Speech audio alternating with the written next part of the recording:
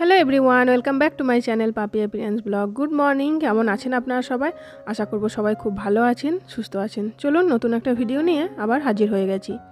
আজ হচ্ছে বৃহস্পতিবার, তাই বাসনগুলোকে ভালো করে পরিষ্কার করে নিচ্ছি। আর সঙ্গে আমি শাঁকটাকেও একটু ভালো করে পরিষ্কার করছি, কারণ শাঁকটা একটু তেল চিটচিটে একটা ব্যাপার হয়ে গেছে, একদম কালি কালি একটা তেল চিটচিটে ব্যাপার হয়ে গেছে। তো সেই জন্য শাঁকটাকে একটু ভিজিয়ে রাখলাম। তারপর আমি বাকি বাসনগুলো পিতম্বরী দিয়ে মেজে নেব। আর শীত কিন্তু এখন অনেকটাই কমে গেছে, আর রোদটাও বেশ বেড়ে গেছে। তো সেই জন্য ছাদের এক সাইডে যেখানে ছায়া, সেখানেই আমি জল নিয়ে এসে বাসনগুলোকে একটু মেজে নিচ্ছি। তো পিতম্বরী দিয়ে প্রথমে মাজা হয়ে গেলে আমি জল দিয়ে ধুয়ে নেব। ধুয়ে নেওয়ার পরে আমি স্কচ ব্রাইট দিয়ে আবার একবার মাজবো, কারণ স্কচ ব্রাইট দিয়ে যদি না মাজা হয় তাহলে পিতম্বরী যে একটা কালি কালি ভাব থাকে, সেই কালি ভাবটা কিন্তু যায় না, একটা চ্যাটচ্যাটে ব্যাপার থেকেই যায়। সেই জন্য জল দিয়ে ধুয়ে নেওয়ার পরে আর একবার কিন্তু স্কচ ব্রাইট দিয়ে সবসময়ই আমি কিন্তু বাসন মেজে রাখি, আর সেই জন্যই বাসনটা আরও বেশি চকচকে হয়। আর আপনারা আগের ভিডিওতে কমেন্ট করেছেন যে গোপাল ঠাকুরদেরকে পরিষ্কার করার একটা ভিডিও বানাতে। তো আমার গোপাল ঠাকুরদেরকে পরিষ্কার করা বা অন্য ঠাকুরকে পরিষ্কার করা ডিটেলস ভিডিও চ্যানেলে অলরেডি অনেকগুলো পোস্ট করা আছে। প্লিজ আপনারা একটু চ্যানেলে গিয়ে দেখে নিন। এমনকি প্লে লিস্ট বানানো আছে, আমার প্রোফাইলে গিয়ে প্লে লিস্টে চেক করুন, ওখানে কিন্তু সব কিছু পার্ট বাই পার্ট ভাগ করা আছে। তো ওখানে গিয়ে দেখে নিন, তাহলেই কিন্তু পেয়ে যাবেন। আর আমি কিন্তু এখানে চাঁদির কয়েনগুলো পরিষ্কার করে নিচ্ছি, কারণ চাঁদির কয়েনগুলো পুরো কালো হয়ে গেছে। মা লক্ষ্মীর কাছে যে চাঁদির কয়েনগুলো দেওয়া থাকে, তো সেইগুলোই। আর সেটাও কিন্তু আমি পিতম্বরী দিয়েই পরিষ্কার করছি, কারণ চাঁদির জিনিসও কিন্তু পিতম্বরী খুব সুন্দর পরিষ্কার করে দেয়। আপনারা করে দেখতে পারেন, চাঁদির জিনিস পিতম্বরী দিয়ে পরিষ্কার করলেও কিন্তু চকচকে হয়ে যায়। তো চলুন, আমার বাসনগুলো সব পিতম্বরী দিয়ে মাজা হয়ে গেছে। এবার আমি স্কচ ব্রাইট দিয়েও মেজে নিলাম। আর শাঁকটাকেও কিন্তু ভালো করে একটু পরিষ্কার করে নিচ্ছি, কারণ শাঁকে যে কালি কালি ব্যাপারটা আছে সেইগুলোকে আমি একটু ভালো করে দললে তুলে নেব। আর তারপর কিন্তু শাঁকটা পুরো একদম চকচকে হয়ে যাবে। তবে হ্যাঁ, যে ডিজাইনগুলো করা আছে সেখানে যে কালি কালি ব্যাপারগুলো আছে না, সেইগুলো হয়তো অতটা ওঠে না, কারণ সেইগুলো নিখুঁতভাবে বসে বসে যদি আপনি কোনো ছোট্ট খুব সরু ছুঁচ দিয়ে বা সরু কাঠি তোলা যায় তাহলে কিন্তু উঠে যায়, কিন্তু অতটা সময় তো আর হয়ে ওঠে না। তো সেই জন্য যতটা পারি মেজে ঘুষে শাঁকটাকে কিন্তু পরিষ্কার করে নিই। চলুন, বাসনগুলো আমার সব পরিষ্কার করা হয়ে গেছে। এবার আমি যাব ঠাকুর ঘরে।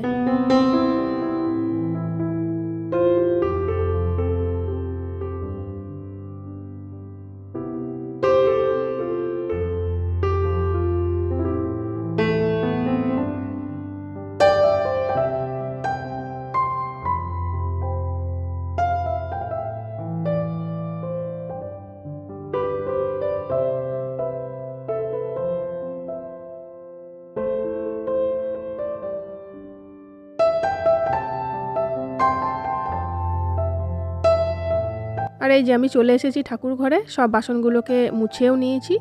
আর ফুল এখন অনেকটা কম, দেখুন গাঁদা ফুলগুলোই শুধুমাত্র। অন্য সময় কিন্তু আমার ফুলের ঝুড়ি ভর্তি ফুল থাকে, কিন্তু এখন অতটা ফুল নেই। শীতের সময় একটু ফুল কমই হয়, আবার অন্য সময় যেমন বর্ষার সময়, আবার যখন এই শীতটা চলে যাবে তখন কিন্তু প্রচুর ফুল ফুটবে, বাড়ি নানা রকমের প্রচুর ফুল ফুটবে।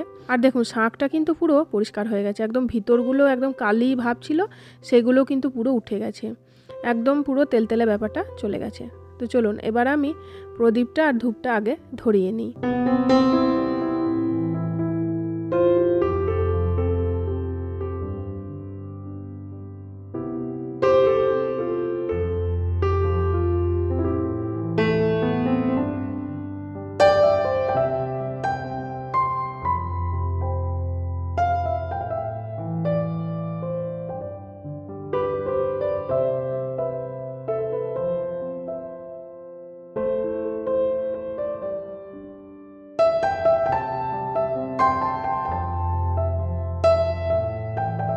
ধূপ আর প্রদীপ আমার ধরানো হয়ে গেছে। এবার আমি গোপালকে স্নান করাবো।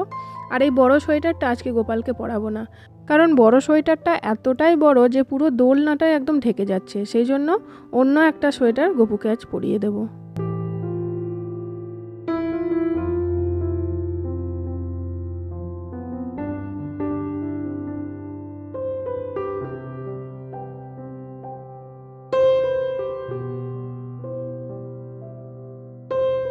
এই যে এই সোয়েটারটা পরিয়ে দিলাম, এটা একদম গোপুর পারফেক্ট সাইজ, একদম ঠিকঠাক হয়। আর এই সোয়েটারটা পুরো টুপি দেওয়া সোয়েটার। চলুন, আমার গোপুকে স্নান করানো হয়ে গেছে, এবার আমি মা লক্ষ্মীর ঘট ভরবো, সেই জন্য ঘটে আমি সিঁদুর নিয়ে নিচ্ছি। আর আগের ভিডিওতে আমার বড় গোপালের সাইজ নিয়ে জিজ্ঞাসা করেছিলেন যে বড় গোপালের সাইজ কত, আপনিও আপনার বাড়িতে গোপাল আনতে চান, তো সেই জন্য জিজ্ঞাসা করেছিলেন। তো সাইজ দেখুন, সাইজটা আমিও ঠিক জানি না, মানে কত নাম্বার সাইজ সেটা জানি না, কারণ দোকানেও সেটা বলতে পারেনি। আমার বড় গোপালটা পছন্দ হয়েছিল, তো সেই জন্য আমি নিয়েছি।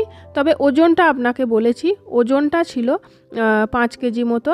এবার ওজনটা আমি বললাম, আর হাইট কতটা সেটাও কিন্তু আমার চ্যানেলে অলরেডি ডিটেলস ভিডিও দেওয়া আছে, আমার এই মুহূর্তে আর মনে নেই। তো আপনাকে ওজনটা তো বলে দিলাম, আপনি এবার আইডিয়া করতে পারেন। তবে সাইজটা আমি বলতে পারবো না, কারণ সেটা দোকানেও বলতে পারেনি। ঘটে আমার সিঁদুর দেওয়া হয়ে গেছে, এবার আমি মা লক্ষ্মীকে একটু সিঁদুর পরিয়ে দিলাম।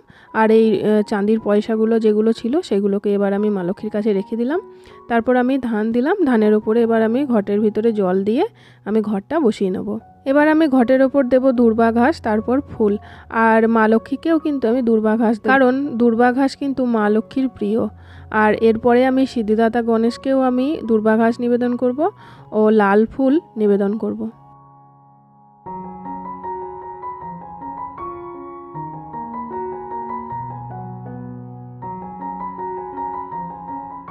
তো ওদিকে আমার ঘট ভরা হয়ে গেছে, এবার আমি গোপালদেরকে তুলসী পাতা নিবেদন করছি, তারপর ফুল দিয়ে পুজো করে নেব।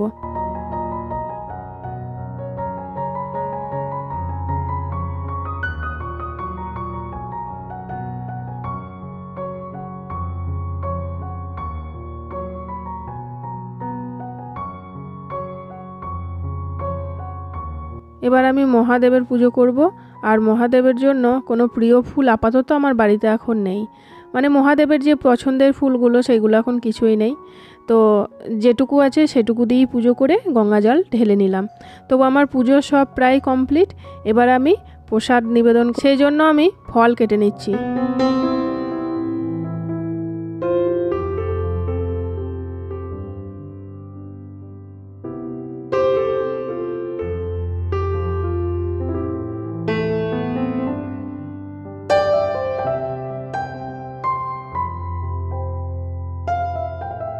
তো আমার প্রসাদ নিবেদন করা হয়ে গেছে, এবার আমি আরতি করে নিচ্ছি।